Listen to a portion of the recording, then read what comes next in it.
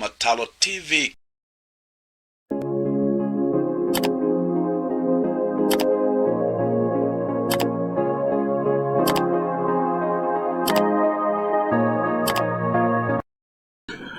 Basi wapenzi watazamaji wa Matalo TV popote ambapo mlipo, nataka nichukue nafasi ile kuweza kuwakaribisha katika kipindi mkependacho, kipindi cha Matalo TV. Ni matumaini yangu ya kwamba Mungu amewalinda vizuri, neema yake imekuwa nyingi katika maisha yenu. Na basi kwa pamoja nataka niwakaribishe katika mitambo hii, mitambo ya Matalo TV, ili tuweze kuandamana kwa pamoja katika mafundisho ya siku. Na basi pamoja na hayo, najua ya kwamba kuna wengi mnaotufuata katika mitandao mbalimbali. Kuna wale ambao mnatufuata katika mitandao ya Facebook. Basi kwa unyenyekevu tunaomba muweze kualika wengi, wajulisheni wengi. Tuko mitamboni tayari na tuko tayari kujiendelesha katika mafundisho ya siku. Basi watu ambao mnatufuata katika YouTube, vivyo hivyo tunaomba ndugu zetu, dada zetu, basi waalikeni wengi na mwahusishe wengi, na wengi pia mkaendelee kusubscribe ili mkaweze kupata matangazo haya kwa njia na muda ambao Mungu atawajalia. Basi wote ambao mnatufuata katika Instagram, Twitter, basi nanyi pia msiwasahau ndugu zenu wa karibu na mbali, dada na kaka zenu. Jameni, waambieni tuko mitamboni tayari siku njema ya leo. Basi mnaotufuata katika TikTok, vivyo hivyo hatujawaacha nyuma nanyi jameni. Watu mnaotufuata katika TikTok, jameni, sabazeni habari hizi, waambieni wengi tuko mitamboni tayari siku njema ya leo. Na basi ninyi ambao mnatufuata katika LinkedIn, vivyo hivyo mtindo ni ule ule, kualika wengi ili tujumuike kwa pamoja katika mafundisho ya siku. Kumbuka katika Matalo TV tunasema usiwe mchoyo jameni. Ukipata habari hizi, zieneze mbali na karibu, wacha zivume kama upepo jameni. Basi naomba kwa wote ambao mnaendelea kutoa pongezi, nanyi mzipokee pongezi zetu, shukrani zetu zipokeeni popote mlipo. Basi ni matumaini yangu ya kwamba umekuwa ukifundishwa na ukafundishika vizuri. Mahali ambapo kulikuwa kumepinda kupitia mafundisho jamani, najua kumeendelea kunyoka, na mahali ambapo kulikuwa na vizuizi sababu haukuwa na ufahamu fulani jamani, umeendelea kupata ufahamu na vizuizi vinaendelea kukuondoka katika maisha. Basi kumbuka, mwana wa kiume jamani, tusipomjali jamani, dunia hii haikaliki tena.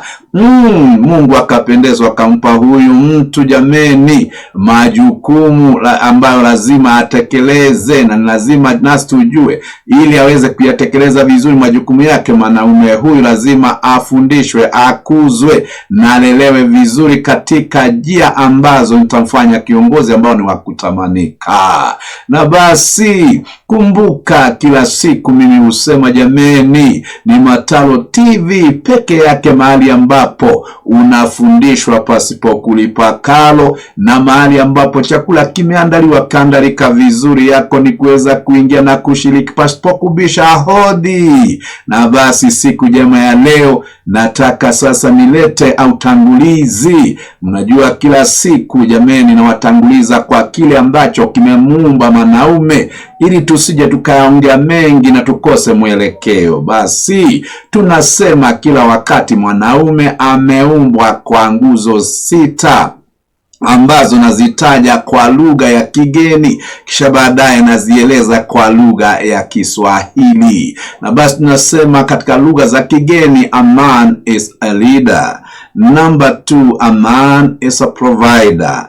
Number 3, a man is a protector. Number 4, a man must be hardworking. Number 5, a man is a counselor. And number 6, a man is a priest in his own capacity. Na basi mambo haya najua tumeyachambua sana, na leo hii nataka tuguzie sehemu ya 4, mwanaume kama mtenda kazi. Sasa Katika Biblia, Agano la Kale na Agano Jipya, Mungu ametilia mkaso sana hali na mambo na kazi. Na ndio tukaona mwanzo kule nikataja mambo haya, ila nikasema nitarejelea baadaye. Nikasema katika kitabu cha Mwanzo jameni 2:15, Bwana Mungu jameni akamchukua huyu mwanaume akampeleka katika bustani ya Edeni ili akailime na kuitunza. Na basi kile ambacho nataka nitangulie nacho siku ya leo ni kusema ya kwamba kile ambacho Mungu alimkabidhi cha kwanza huyu mwanadamu tunayemuita mwanaume ni kazi. Kabla ya mambo mengine yote yale, alimpeleka katika bustani ya Edeni akailime ile bustani na pia kuitunza ama kuilinda. Na kwa hivyo ni haramu sana mwanaume yoyote yule kuamka jameni na kupoteza muda na kusema jameni hamna kazi. Jameni, usishiriki wimbo ambao haujui maana yake. Wakisema hakuna kazi, wewe ujiulize mwenyewe ni kazi ipi ambao wanasema haipo. Sasa nataka unisikie vizuri ya kwamba Mungu mwenyewe alijua jinsi ya kututunza na kututunuku kila moja karama zake, na watu wengi hawajaelewa jameni. Kazi hamna wakati wowote ambapo haujielewi katika karama zako, lakini utakapofahamu na kuielewa karama ambayo Mungu amekutunuku jameni, kazi mara moja imezaliwa. Na kwa hivyo kusiwahi kuonekana duniani kote kule mwanaume ambaye anasema jameni hamna kazi. Nisikieni vizuri, ndani ya kila mwanaume na kila mwanamke jameni, Mungu alikutunuku talanta ama karama tofauti, na zile karama Mungu matumaini yake ni ya kwamba ukishagundua karama ulionayo, ukiitumikisha, basi kazi imezaliwa na ile kazi ina malipo yake. Na kwa hivyo wakati wowote ambapo umelalia karama ulizonazo jameni, utakufa mtu asiye na heshima, utadharauliwa ndani ya nyumba yako, utadharauliwa na wanafamilia, na utatengwa na hata na marafiki. Na siku ya leo Matalo TV imekuja na ushauri kwako ili usije ukasema mara tena hamna kazi. Jameni, nataka niwaambie mambo ni magumu wakati wowote ambapo haujifahamu, haujielewi katika karama zako, ila unapojitambua na katika karama zako jameni, unakihama kikundi cha wasioelewa, unaingia katika kikundi cha wenye kuelewa. Mungu, nataka niseme Mungu hana chabwelele jameni. Mungu hatakupa chakula sababu alikuumba na wewe ni maumbile yake, akulishe. Hata kuamka kwa usingizi unataka Mungu akuamshe, kunywa kikombe unataka Mungu akunyweshe. Mambo kama hayo jameni ina upumbavu ndani yake. Mnisikie vizuri, Mungu anatamani kuona kila mmoja wetu aliye na pumzi, aliye na uhai ndani yake, akijishughulisha na kutumikisha kile alicho nacho kiweze kuzalia faida. Nataka hapa, kabla sijaendelea zaidi, niongee pia na wasomi vijana wetu, ninyi ambao mnatoka katika universities na colleges, mnatoka na certificate ama cheti fulani, na unakuja huku nasema kazi haimo. Nisikie vizuri, wengine tuna cheti mbalimbali, lakini hatukukaa kitako tu tugojee karatasi ile ambayo inaonyesha tumesoma ituletee kazi. Kando na masomo tulio nayo, ndani yetu kuna several talents ambazo zinatakiwa mwenyewe uzigundue mahali zimefichwa ndani yako, uzitoe ili zikakufanikisha katika maisha haya. Kwa hivyo ninyi vijana ambao mnasema hamna kazi sababu pengine ulifanya degree hii lakini haujafanikiwa kupata kazi kupitia karatasi ile, nataka nikwambie usiwe mtu ambaye hajielewi, usiwe mtu ambaye ana anapoteza muda wake. Kando na hiyo karatasi, piga magoti, ulize Mungu, ni kipi kingine ambacho umeficha ndani yangu? Sababu hata kutambua karama zako ni gharama utalipa. Kutambua karama ulizo nazo, jameni, hautazitambua ukilala ama ukienda kule jobless corner. Utatambua una karama ukiamua na ukijibidisha kutafuta kile ambacho unacho ndani yako. Basi mimi huambia watu, jameni, mimi naelewa mambo mengi sana. Nilipojua, jameni, Mungu ameniumba nifanye kazi, nimegundua nina karama za kila aina. Karama nyingi ambazo haziwezi kunifanya nilale njaa. Kando na mengine ambayo nafanya ya huduma, jameni, nikagundua kumbe mimi, jameni, ni mhadisi. Nimekusomea kazi na kazi na kuunda na kutengeneza magari haya. Kutoka hapo mimi ni mtu ambaye amefaulu sana katika kuoka mikate. Kutoka hapo nikagundua miaka ya zamani kumbe mimi ni muibaji, na nimeingia katika studio, nimeimba, nimeuza kaseti. Basi na mambo haya kapitwa na wakati, nikajitambua, haya kumbe mimi ni mwanabiashara. Nikaingia kwenye biashara, na hata siku ya leo mimi nafanya biashara. Sikieni, kando na kile kidogo umesomea, kuna mengine mengi ambayo unaweza kujishughulisha nayo, jameni, na ukafaulu vizuri sana katika maisha haya. Ila wale ambao wamezembea, wale ambao hawataki kuchoka na hawataki akili zao zichoke, basi wanapiga domo kule. Mnajua siku hizi kazi hamna. Sasa nataka nikwambie, nani huyu atakutafutia kazi? Karama ni yako ama karama ni yetu? Jameni, maswali kama haya lazima uweze kujiuliza, usije ukatubebesha mzigo ambao sio wetu. Unaposema hakuna kazi, ni karama zipi ambazo nami nakuuliza ziko ndani yako? Kazi uzaliwa na karama ulionayo.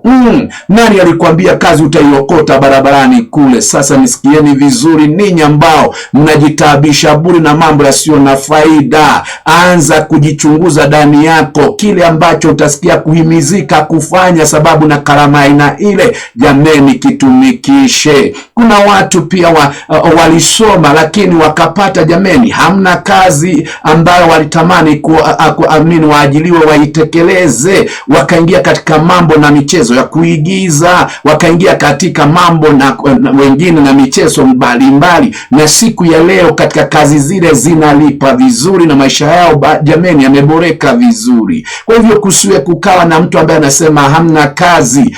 Nani aliwaambia kazi ni ile tu ya kuajiliwa ofisini? Nataka niwaambie kile ambacho kinaweza kuzalia zaidi ya kile ambacho unatafuta kule ofisini ni karama yako, ukiweza kuitumikisha vizuri. Na kwa hivyo siku ya nataka niseme, sio kila mmoja wetu atabahatika kwenda ofisini, sio kila mmoja wetu atafanikiwa kupata kazi ambayo yalipa vizuri kule ofisini, lakini kila mmoja wetu ana uwezo wa kufanikiwa katika maisha akijua karama alionayo ndani yake.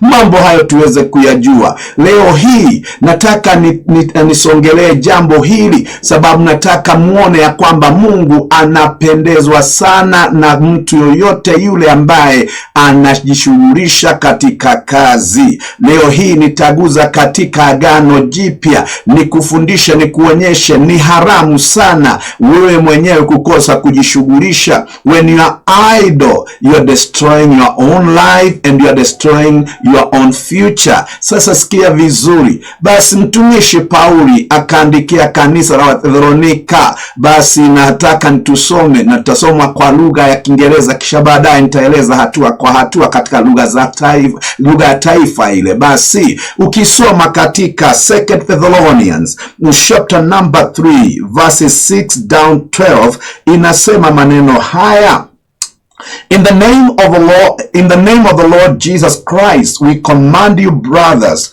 to keep away from every brother who is idle and does not live according to the teaching you receive from us. Sasa sikia vizuri.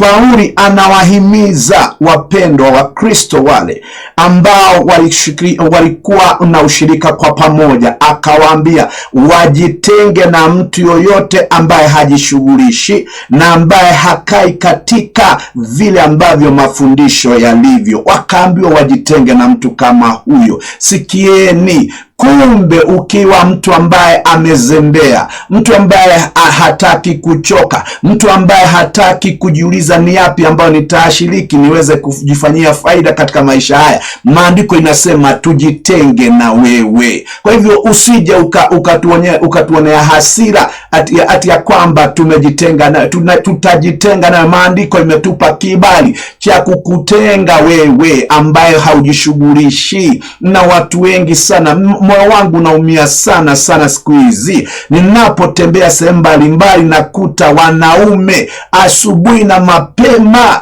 wanaketi kuota jua na wanapiga gumzo ambazo hazina maana, na wengine ni walevi asubuhi, wengine wamevuta bangi asubuhi. Ninyi upumbavu mtaupeleka wapi na utawafikisha wapi upumbavu wa aina hii? Sikieni, maandiko inaamuru utengwe na uondokwe na watu, kufe na mambo yako yasiyo na faida yale. Na basi mstari unaofuata maandiko inasema namna gani? For you yourself know how we ought to follow. I repeat again, verse 7. For you yourself know how you ought to follow our example.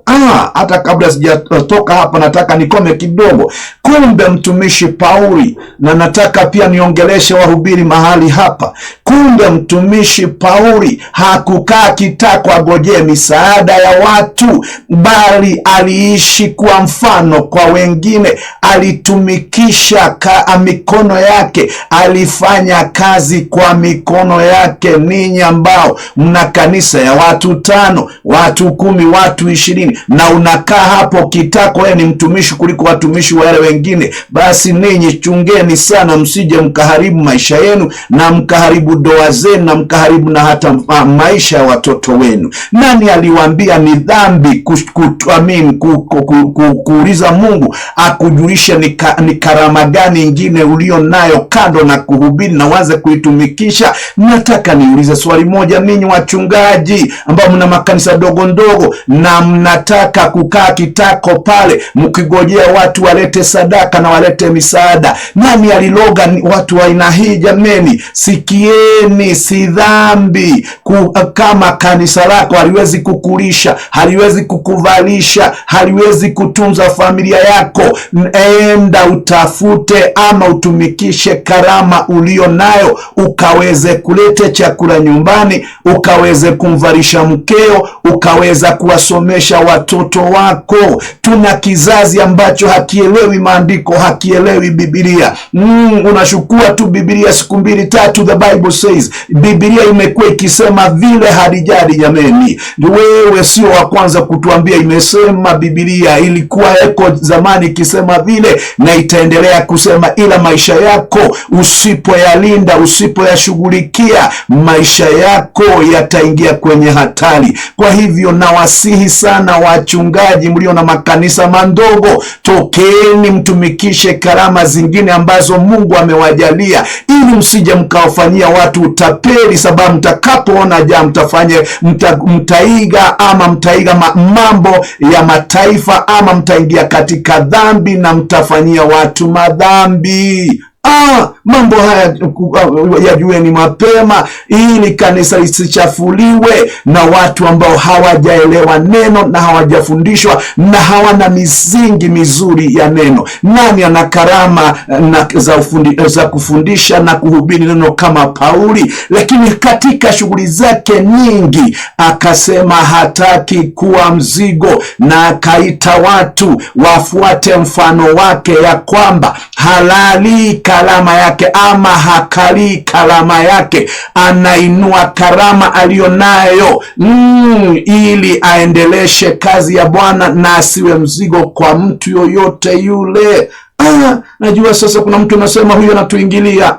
Na waingilia ili tuamke usingizi, sababu mtaharibu injili wengine, na mtafanya watoto wenu wachukie injili, mtafanya wake zenu wachukie injili. Basi sisemi kanisa lako halitakuwa kubwa, basi litakapokuwa kubwa na sasa watenge kiwango ambacho kinaweza kutunza familia yako, basi ni sawa. Ila kwangu mimi, naomba Mungu anijalie sana, sitaki kuwa mzigo kwa mtu yoyote yule. Basi sikia vizuri, basi kazi ni lazima uwe mchungaji, kazi ni lazima uwe mke wa mchungaji, kazi ni lazima uwe mtoto wa mchungaji, kazi ni lazima uwe mshirika kanisani, kazi ni lazima uwe mtu ambaye ni wa kawaida kule duniani, kazi ni lazima.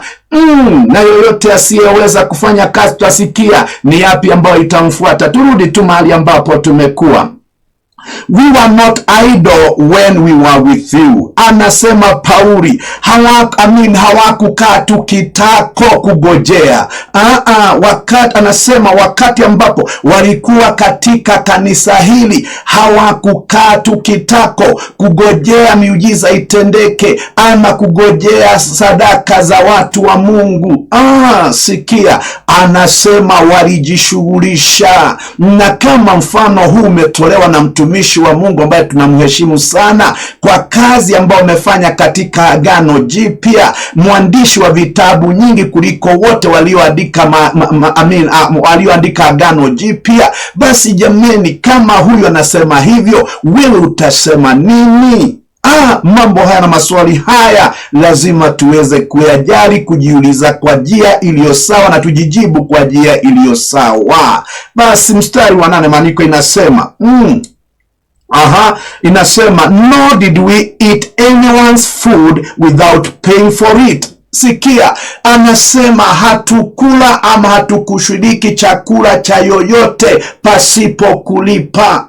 Ninyi watu, amkeni usingizini. Huyu ni mtumishi ambaye alianzisha makanisa mengi sana kuliko wengi ambao tutahubiri injili hii, na ndiye anasema hawakushiriki mkate wa mtu yoyote pasipo kulipa.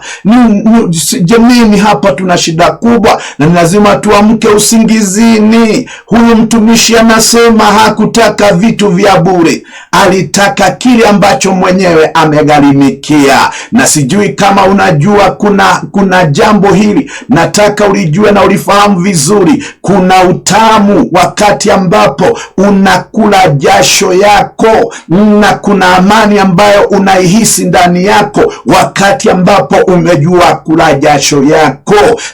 Jambo lingine, kuna heshima ambayo itakufuata wakati ambapo utajifundisha kula jasho yako, na kuna aibu zitakuondoka wakati wowote ambapo utajua kula jasho yako.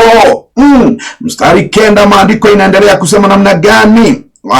Lakini hatujafika mstari 9, bali tumalizie hapo. Hatukukula chakula ya mtu pasipo kulipa. On the contrary, we worked night and day. Sikia vizuri, anasema walifanya kazi usiku na mchana. Leo hii tuna wanaume ambao ni wanaume ambao hawaeleweki. Akifanya kazi lizali moja amechoka, ni karibu apelekwe hospitali, alazwe hospitali. Huyu mtumishi anasema hawakupoteza muda wao usiku, hawakupoteza muda wao mchana. In other word, walitumikisha kila opportunity ambayo waliipata ili waweze kujifaidi tokana na kazi ya mikono yao. Ninyi ambao mnanifuata na ninyi ambao mnaopenda kipindi cha Mataro TV, jiulize maswali haya. Muda wako unautumikisha kwa njia ipi? Sababu Pauli anasema kwao na wale ambao walikuwa ni wafuasi wake, usiku walitumika kufanya faida, mchana pia hawakuradarada tuburi, bali walitumika katika kazi ambazo ziliwazalia faida. Basi huyu ndiye yule Paulo alikuwa anatengeneza tent, ama anatengeneza hema na kuziuza. Sio tu kutengeneza hema, bali alitengeneza hema na akaziuza, akafanya faida na akafanya biashara iliyomwezesha kufanya injili pasipo kuegemea upande huu ama kuegemea upande ule mwingine. Basi mambo haya usiwahi kuyasahau. Anasema on the contrary, we worked night and day, laboring and toiling, so that we would not be a burden to any of you. Anasema tulifanya kazi, tulijibidisha usiku na mchana, ili tusije tukawa mzigo kwa yoyote yule. Ni watu wangapi siku ya leo, ni watoto wangapi wamekuwa mzigo kwa baba zao ama kwa wazazi wao? Walisomeshwa, bali wamekuwa mzigo kwa wazazi wao, sababu hataki kufanya jambo lingine. Anagojea mzazi amsomeshe, mzazi amtafutie kazi, mzazi amlipie nyumba. Upumbavu kama huu ninyi lazima tuuhame na tuanze kujua ya kwamba maisha ni yako. Babako aliishi maisha yake, mamako akaishi maisha yake. Nataka nikwambie, asiyefundishwa na mamaye fundishwa na dunia. Wakati mzazi wako atakuondoka, ndio utajua dunia si rafiki. Utakapoondokwa na wazazi, ndio utajua dunia hii haina sehemu ya wazebeao, haina sehemu ya watu ambao hawaoni mbali, na watu ambao hawataki kuchoka, na watu ambao hawataki kutumikisha karama zao. Sasa sikieni vizuri, ninyi ambao mnafanyika mizigo kwa watu wote wa imani, mnisikie vizuri, usije ukawa mzigo kwa yoyote. Ninyi ambao mmezoea kukaa makanisani, ni maombi tangia asubuhi mpaka jioni, nataka niwafundishe mapema, kuomba si vibaya, ila maombi haiwezi kuleta chakula kwa meza. Mungu atakupa wazo litakalosababisha ukilifanyia kazi wazo lile, basi chakula ipatikane mezani. Ninyi watu, ninyi mambo haya muweze kuyajua, sababu nisipoyafundisha, jameni, hii dunia inaelekea wapi? Na dunia hii itatuzalia nini? Kwa hivyo nataka niwasihi sana ninyi ambao ni watu wa imani. Imani isiyo na matendo si imani tena. Na ninyi ambao mnapenda sana kutumikisha muda wenu makanisani, mnajishughulisha pale, si vibaya kushughulikia huduma, lakini tenga muda, weka muda wako vizuri. Nitaomba kwa dakika 30, lakini baada ya maombi nitatoka hapa, nitafanya hivi na vile, niweze kujipatia mkate pasipo kuwa mzigo kwa mtu. Vijana nyinyi ambao mnakaa makanisani, ya kwamba mnataka mjitenge na mkae maisha masafi, ndiyo, ni vizuri kukaa maisha masafi yale, lakini nataka niwauliza, maisha masafi yasiyo na chakula, mtakula yale maisha masafi ambayo hayajachanganya na ulimwengu? Sikieni vizuri, kukaa vile si kusema umeshinda majaribu, si kusema umeshinda ulimwengu. Toka uchangamane na watu na utumikishe karama ulionayo ikupatie chakula wewe. Mambo haya mnajue. Basi sikieni vizuri, ninyi ambao mnaacha kazi sababu mnasikia una wito wa huduma. Sikia, ndio, kuna kitu tunaita emotions, misizimuko. Wacha, tulia, enda utafute mahali ufundishwe, uwe msomi ambaye anajua natoka wapi anaelekea wapi. Usije ukaacha kazi ya kwamba unaenda kwa huduma na hauna hata chochote cha kuanza nacho huduma. Wewe, nataka nikwambie, wewe unayenifuata, kazi ni lazima. Uwe msomi usiwe msomi, uwe umeokoka hujaokoka, kazi ni kwa kila mmoja wetu, na kazi lazima tuishiriki zote, ili kupitia kwa jasho tukapate chakula. Basi mwandishi huyu hakukoma hapo. Mstari 9, maandiko inasema namna gani? We did this not because we did not have the right to such help, but in order to make ourselves a model for you to follow. Basi Paulo anasema kama mtume alikuwa na mamlaka, alikuwa na uwezo wa kuamuru makanisa waamrishe, wa kuamuru makanisa wamtolee misaada, lakini anasema hapa tulikataa mambo hayo ili tuwe kielelezo kwa wengi. Naomba Mungu aendelee kutufunulia tujue ya kwamba kuna wengi ambao wanatuangalia, na tusipokuwa mfano mzuri kwao, tusipokuwa kielelezo kizuri kwao, jameni, injili tutaichafua hii, imani tutaichafua hii. Huyu anasema nilikuwa na nafasi ya kulishwa na kanisa, nilikuwa na nafasi ya kugoja misaada ya kanisa, lakini ili niwe kielelezo kwa wengine nikapuuza mambo hayo, kusije kukawa mtu ambaye atapotoka njia na ambaye atakosa kujishughulikia katika maisha na aendelee kulaumu Mungu atakapoona uchungu wa maisha. Akasema nilipenda niwe kielelezo, niwe mfano kwa wengi, a model to others. Naomba siku ya leo uwe mtu ambaye watu watatamani kuiga, uwe mtu ambaye watu watatamani kujifundisha toka kwake, na ukumbuke tunaongea habari ya utendaji kazi. A man must be hard working. Huna bahati, huna nafasi ya kupotea hapa. Kila mwanaume ambaye amezaliwa na mwanamke, hii lazima tuipande mbegu ndani yako. Hii mbegu lazima tuipande, upende usipende, uchukie usichukie, hii mbegu lazima itamea ndani yako, ya kwamba haukuzaliwa ukae kitako we mwanaume. Na jambo hili uweze kuijua vizuri, kama utakuwa baba wa mtu, utakuwa baba wa mtu sababu unajua kutumikisha ulicho nacho na unajua kula kutoka kwa jasho yako. Hawezi kuwa baba wa mtu ama mume wa mtu na wewe ni mtu bure, hajielewi, hawezi hata kujitengenezea shilingi yake. Sasa sikieni ninyi ambao mnatusumbua akili kila wakati, kila mwanaume lazima ajibike, kila mwanaume lazima atumikishe mikono yake. Na nimesema kwa utangulizi pale, Mungu mwenye hekima zote na mwenye maarifa yote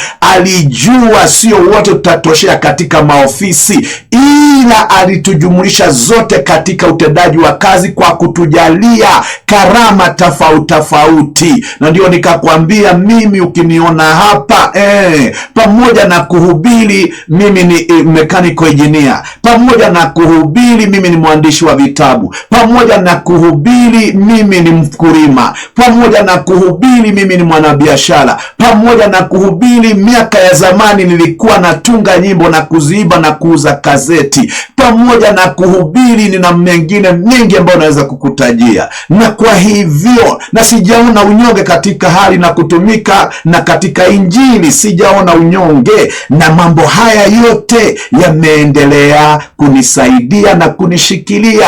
Kwa nini unasema hauna la kufanya? Kwa nini unasema haujui utakula nini? Kwa nini unakuwa msumbufu kwa wazazi wako? Umefikisha miaka 35 na hauwezi kujisimamisha kwa miguu yako. Si unaona umechelewa? Si unaona maisha itakucheza vibaya? Amka kijana we, amka msichana wewe, na uanze kutumikisha karama zingine ambazo ziko ndani yako. Nataka niseme, kama ni kwa kusema habari na masomo, wengine tuna vyeti nyingi na tumeziweka kando tukafuatilia kile ambacho kinalipa kwa wakati huu. Usipoteze muda na kile ambacho hakilipi wakati huu. Uomba Mungu, muulize ni nini ambacho itanifaidi kwa wakati kama huu, na Mungu huyu aonaye kwenye siri atakujalia mazuri na atakuendelesha katika njia ambayo si ya upotovu. Basi mwandishi anaendelea kusema namna gani? Mstari 10 maandiko inasema hivi: For even when we were with you, we gave you this rule, If a man will not work, he shall not eat. Basi anasema Paulo kwa kanisa hili, ati tuliwashauri na tukawaambia maneno haya, tuliwaamuru mambo haya, ya kwamba mtu asipofanya kazi hata kula asile aje. Na mimi nijaze hapo mbele niseme na afe. Yule mtu na afe, aondoe hasara duniani hii. Basi kama Paulo anasema hivyo, usipofanya kazi nayo chakula usile, anasema nini? Anasema uachilie ufe. Basi sikia, mtu yoyote asiyeweza kufanya kazi, maandiko inasema hatakula asile. Hayo ni maneno mazito sana, maneno mazito na yenye uzito. Basi sikieni, inamaanisha mtu kama huyu asiheshimiwe, inamaanisha mtu kama huyu atengwe, inamaanisha mtu kama huyu aonyeshwe madharau, inamaanisha mtu kama huyu hana faida duniani, ni mtu ambaye ni msumbufu tu, na dunia pia itamtapika sababu hana faida katika ile dunia. Basi mambo haya muweze kuyajua na muweze kuyashika vizuri, ili tusije tukajiumiza bure, tusije tukajikwana kuanguka vibaya sababu ya kukosa maarifa ama kukosa ujuzi. Basi mambo hayo tuweze kuyasikiliza na kuyatilia maanani na tujirekebishe sisi wenyewe, sababu hapa ni kila mmoja wetu ajishughulishe kivyake. Basi akamalizia kwa kusema maneno haya, we hear that some among you are idle. Tunasikia wengine wenu hawajishughulishi, they are not busy. Hawajiingizi katika shughuli. They are busybodies. Ni watu wa kusunguka manyumba na udako. Sikieni, kumbe watu wengi wadomodomo, watu wa udaku wako hapa. Watu wa udaku wamejaa kila sehemu. Mtu anakuja na story nyingi ili anataka kikombe cha chai, analeta story nyingi ili apate sehemu ya chakula mahali ambapo ametembea. Ninyi sikieni vizuri, msiwe watu ambao wanaeneza habari ambazo hazina maana.